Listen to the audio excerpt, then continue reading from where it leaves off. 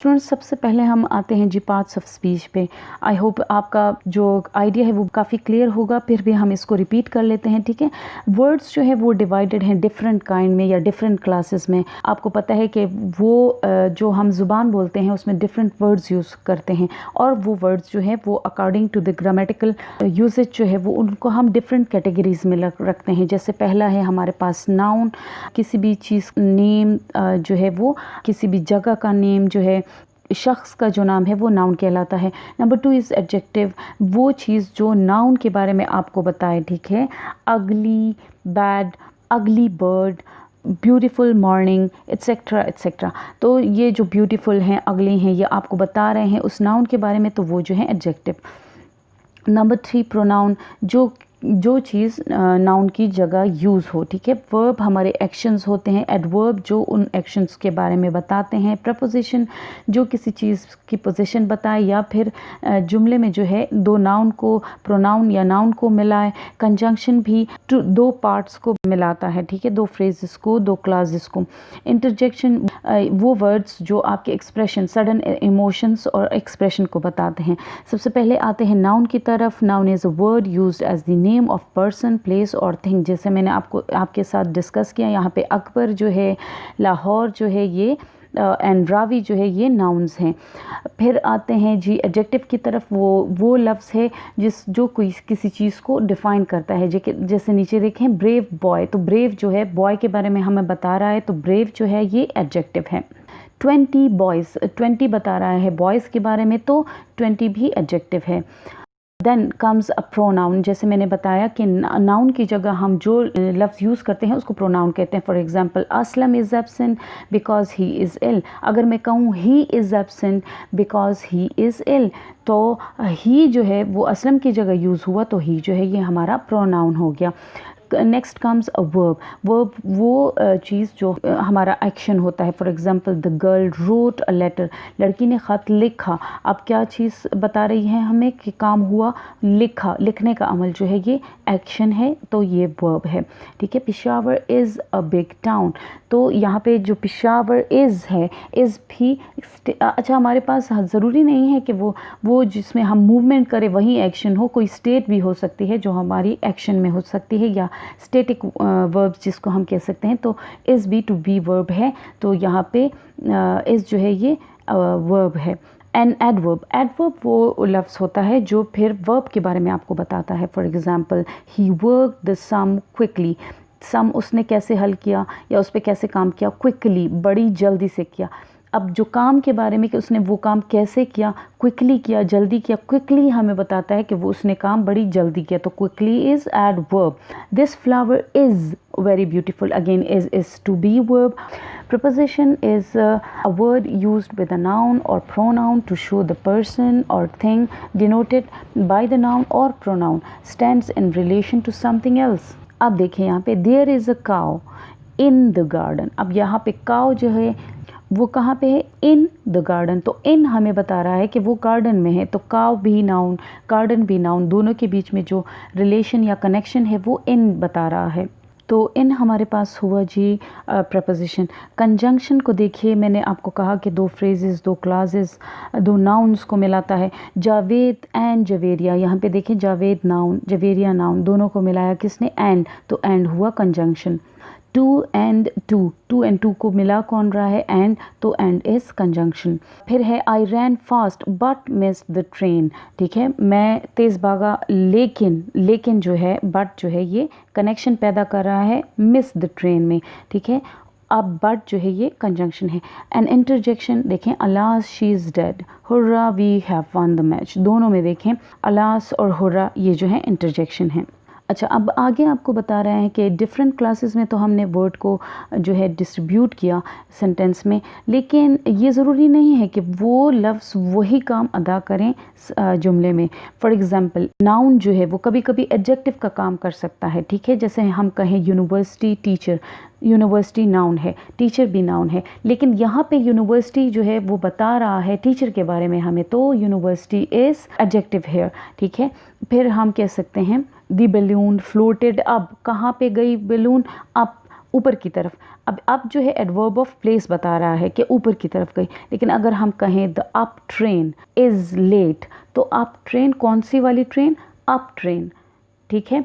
तो up train का मतलब है, या द अर्ली ट्रेन, ठीक है। तो अब यहाँ पे अर्ली, अप दोनों जो हैं एडवर्ब है, लेकिन काम क्या कर रहे हैं? एडजेक्टिव। तो हम कैटेगराइज कैसे करेंगे इन पार्ट्स ऑफ स्पीच को, इस बात पे नहीं जाइएगा, बल्कि कभी कभी यही एडजेक्टिव जो है वर्ब के साथ यूज़ हो जाते हैं, तो वो एडवर्ब का काम दे रहे होते हैं। कभी कभी नाउन जो है वो एडजेक्टिव का काम दे रहे होते हैं।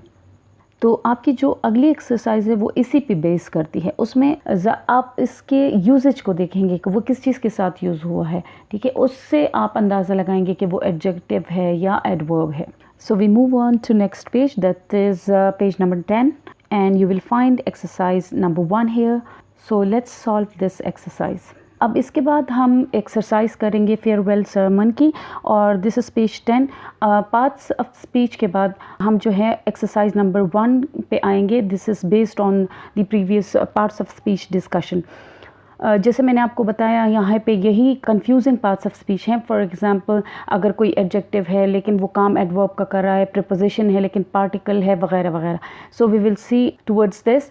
Sentence number 1 is still waters run deep. यहाँ पे देखें, स्टिल बोल्ड है, इसका मतलब है आपने मालूम करना है व्हाट इज स्टिल।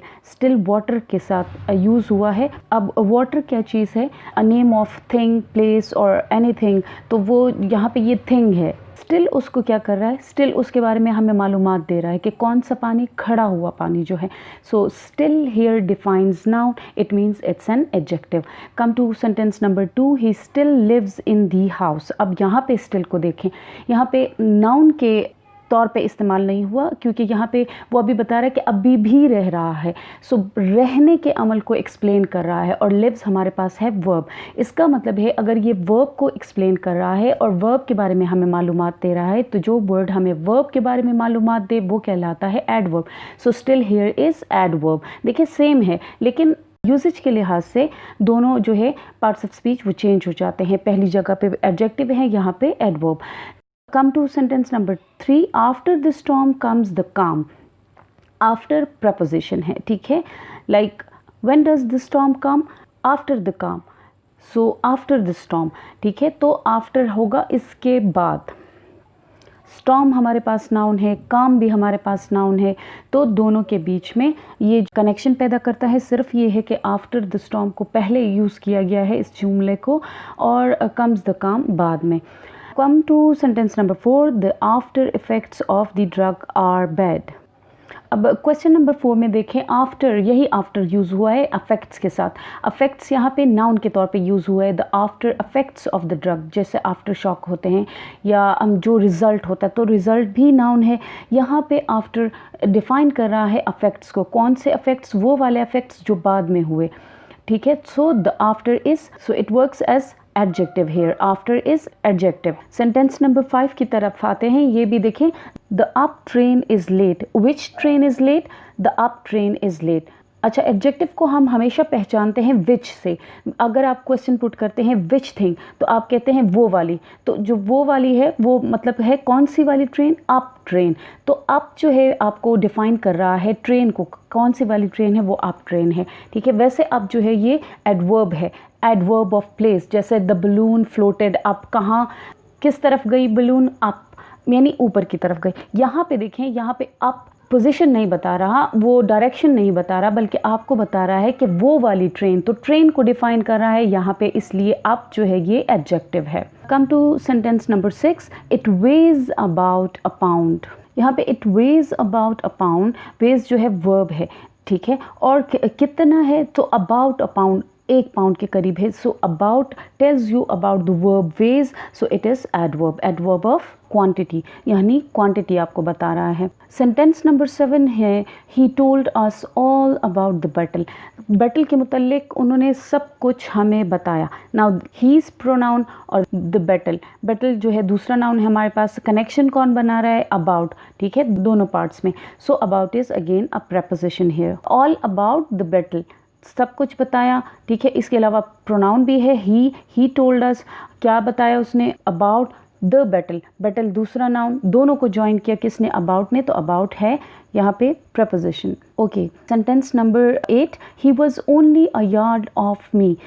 ठीक है, वॉज जो है टू बी वर्ब है, टू बी वर्ब के साथ बाद जो आया वो ओनली, कितना दूर था मुझसे, so he was only, only is adverb here. दूसरा जो बोल्ड वर्ड है हमारे पास वो है of, of is preposition here, क्यों, क्योंकि कितना दूर था, यार्ड ऑफ मी, यार्ड और मी के बीच में कनेक्शन है, कौन सा लफ्ज़ पैदा कर रहा है, ऑफ, तो of is preposition. Sentence 9, suddenly one of the wheels came of, of यहाँ पे जी पार्टिकल है क्योंकि केम वर्ब के साथ आया है और फ्रेजल वर्ब बना रहा है, एक तरह से ये एडवर्ब का भी काम कर रहा है जैसे came off, basically preposition used as a particle of the phrasal verb. Sentence number 10 है जी Mohammedan fast in the month of Ramzan, so रोज़े रखते हैं, मुसलमान रोज़े रखते हैं रमज़ान में, रखना जो है ये एक एक्शन है, हमारा एक काम है, एक फ़ेल है, तो इसका मतलब है फास्ट यहाँ पे वर्ब के तौर पे इस्तेमाल हुआ। अब एग्जैक्टली आप सेंटेंस नंबर 11 में देखिए, he kept the fast for a week, उसने रोज़ा रखा, रोज़ा जो है यहाँ पे एज अ नाउन यूज़ हुआ, तो फास्ट जो है यहाँ पे नाउन है। सो sentence 12, he is on the committee, on is preposition, definitely बहुत ईजी है, ही और कमेटी के बीच में कनेक्शन बना रहा है on. Sentence 13, let us move on, again on is preposition and used with verb, move on phrasal verb बना रहा है, on जो है adverb का भी काम दे रहा है यहाँ पे कि कहाँ पे move होना है, on mean आगे जाना, तो actually है particle, ठीक है, phrasal verb का preposition as a particle। sit down and rest a while, एक मिनट के लिए, एक लम्हे के लिए, एक सेकंड के लिए, तो लम्हा सेकंड जो मैंने बोला ये है नाउन, ठीक है, यहाँ पे वाइल जो है एक मिनट के लिहाज से यूज़ हुआ, तो ये जो है नाउन के तौर पे इस्तेमाल हुआ। I will watch while you sleep, यहाँ पे देखें वाइल वही सेम वर्ड है लेकिन यहाँ पे while as a conjunction use हुआ, दोनों जुमलों को आपस में मिला रहा है। आई विल वॉच, ठीक है, मैं देखूँगा, मूवी, सिनेमा जो भी है, ड्रामा वगैरह, वाइल जबकि यू स्लीप, जबकि आप सोए होंगे, तो इसका मतलब है कि ये एज ए कंजंक्शन काम दे रहा है। They while away mean they spend away their evening with books and games, यहाँ पे देखें वाइल अवे जो है वो वर्ब का काम दे रहा है, वो अपनी शाम कैसे गुजारते हैं, वो बुक्स पढ़ते हुए, तो पढ़ना जो है ये वर्ब है। आगे इसी पेज पे हमारे पास आते हैं नाउन और काइंड्स ऑफ नाउन, कितने काइंड्स हैं, ठीक है, तो हम देखते हैं कि कॉमन नाउन है और प्रॉपर नाउन है। कॉमन नाउन किसी भी आम चीज़ का नाम, ठीक है, जैसे table, chair, Arshad etcetera etcetera, ये जो है कॉमन नाउन्स हैं। अब हमारे पास आते हैं प्रॉपर नाउन। प्रॉपर नाउन हमें पता है कि किसी भी ख़ास चीज़ या ख़ास जगह का नाम, ठीक है, लाहौर, कायद आज़म, दी होली कुरान एट्सेट्रा, ये सारे प्रॉपर नाउन हैं हमारे पास। फिर हमारे पास आते हैं वो है कलेक्टिव नाउन। कलेक्टिव नाउन वो होते हैं जिसके लिए हम सिंगुलर वर्ड यूज़ करते हैं, सिंगुलर नाउन यूज़ करते हैं, लेकिन उससे मुराद हमारी बहुत सारी चीज़ें या ग्रुप ऑफ पीपल या ग्रुप होता है किसी चीज़ का। जैसे यहाँ पे एग्जांपल भी दिया गया, क्राउड, क्राउड में बहुत सारे, हजूम में बहुत सारे लोग होते हैं लेकिन हम सिंगुलर यूज़ करते हैं क्राउड। मॉब, मॉब जो है अगेन हजूम जो है वो सिंगुलर वर्ड है लेकिन इसका मतलब है ग्रुप ऑफ पीपल। टीम में भी जी बहुत सारे प्लेयर होते हैं लेकिन हम सिर्फ सिंगुलर वर्ड यूज़ करते हैं टीम। फ्लॉक जो है बहुत सारे कैटल्स होंगे उसमें, शीप होंगी उसमें, लेकिन हम कहते हैं फ्लॉक। हर्ड में भी बहुत सारे कैटल्स, इसी तरह आर्मी में बहुत सारे सोल्जर, फ्लीट जो है उसमें बहुत सारे शिप्स, ज्यूरी में बहुत सारे वकील, बहुत सारे लॉयर्स, फैमिली में बहुत सारे बंदे, नेशन में बहुत सारी आवाम, ठीक है, पार्लियामेंट में भी बहुत सारे अरकान जो पार्लियामेंट के होते हैं, तो इसका मतलब है कमेटी में भी बहुत सारे मेंबर्स जो होते हैं। तो ग्रुप हैं, बहुत सारे हैं लेकिन वी यूज़ सिंगुलर वर्ड। अब देखिए इन्होंने भी एग्जांपल दी, a fleet a collection of ship और vessels, an army a collection of soldiers, a crowd a collection of people, the police disperse the crowd means, crowd भी बहुत सारे हैं और पुलिस भी सिंगुलर यूज़ होता है लेकिन police mean group of police जो है, तो पुलिस भी सिंगुलर है, मतलब ये है कि बहुत सारे भी हो सकते हैं। The French army was defeated at Waterloo, तो अगेन फ्रेंच आर्मी जो है वो कलेक्टिव नाउन है। अच्छा, एब्स्ट्रैक्ट नाउन इसके बाद आता है। एब्स्ट्रैक्ट नाउन वो नाउन होता है जिसको हम ना टच कर सकते हैं, ना छू सकते हैं, ना देख सकते हैं। इसमें सबसे पहले जो आता है वो क्वालिटी होती है, जैसे गुडनेस, काइंडनेस, ठीक है, अच्छाई, हमदर्दी, रहमदिल होना, डार्कनेस, हार्डनेस, ये सारी क्वालिटीज़ हैं किसी चीज़ की। एक्शन भी हो सकता है, जैसे हंसना, चोरी, जैसे हंसी, चोरी वगैरह वगैरह। इसके अलावा स्टेट, कोई कंडीशन भी हो सकती है, जैसे childhood, boyhood, youth, slavery, sleep, sickness. अब ये मुख्तलिफ़ हालतें हैं, ठीक है। डेथ, पावर्टी, जो के एब्स्ट्रैक्ट नाउन के कैटेगरी में आती हैं। एब्स्ट्रैक्ट नाउन जो है वो बनता है अमूमन एडजेक्टिव से, ठीक है। जैसे काइंड हमारे पास एक एडजेक्टिव है और उसके साथ आपने NESS लगा दिया, काइंडनेस। बिटर है हमारे पास, नेस लगा दिया आपने, बिटरनेस, ठीक है। इसके अलावा वर्ब से भी बनते हैं, जैसे ओबीडियंस, फ्रॉम ओबे, ठीक है। और फिर कॉमन नाउन से भी बनते हैं, जैसे चाइल्ड है तो आपने हुड साथ लगा दिया, चाइल्डहुड। अब एक्सरसाइज नंबर 2 बेस करती है इन्हीं नाउन की जो फॉर्म्स हैं उसके ऊपर। अब देखते हैं कि कौन सा एब्स्ट्रैक्ट नाउन है इसमें, कौन सा कलेक्टिव, कौन सा प्रॉपर, कौन सा common. The crowd was very big, crowd मैंने आपको बताया collective, group of people. Number 2, always speak the truth, truth is abstract noun. We all love honesty, दयानतदारी तो एब्स्ट्रैक्ट नाउन है। Our class consist of 20 pupil, pupil जो है collective noun है, class जो है वो भी कलेक्टिव नाउन है क्योंकि बहुत सारे स्टूडेंट्स होते हैं उसमें। Number 5, the elephant has great strength, strength जो है ताकत जो है ये एब्स्ट्रैक्ट नाउन है, एलिफेंट जो है common noun. Number 6, Solomon was famous for his wisdom, Solomon जो है प्रॉपर नाउन है और विजडम जो है वो एब्स्ट्रैक्ट नाउन है। Cleanliness is next to godliness, cleanliness is abstract noun, godliness again abstract noun. We saw a fleet of ship collective noun है in the harbor. The class is studying grammar, class is collective noun. The Nile overflow its bank every year, Nile दरियाए नील के बारे में कहते हैं तो proper noun. Okay. Number 11, a committee again collective noun. Nelson is famous for his victory at Trafalgar, तो Nelson again proper noun क्योंकि ख़ास बंदे का नाम है, Trafalgar प्लेस का नाम है तो ये भी proper noun। victory जो है ये abstract noun। Number 13, the soldier again, soldiers जो है common noun, were rewarded for the bravery abstract noun। Number 14, without health is abstract noun, happiness again is abstract noun। Number 15, he gave me bunch of grapes collective noun।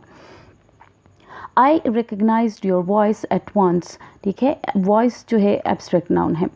Number 17, our team is better than theirs, a team again collective noun।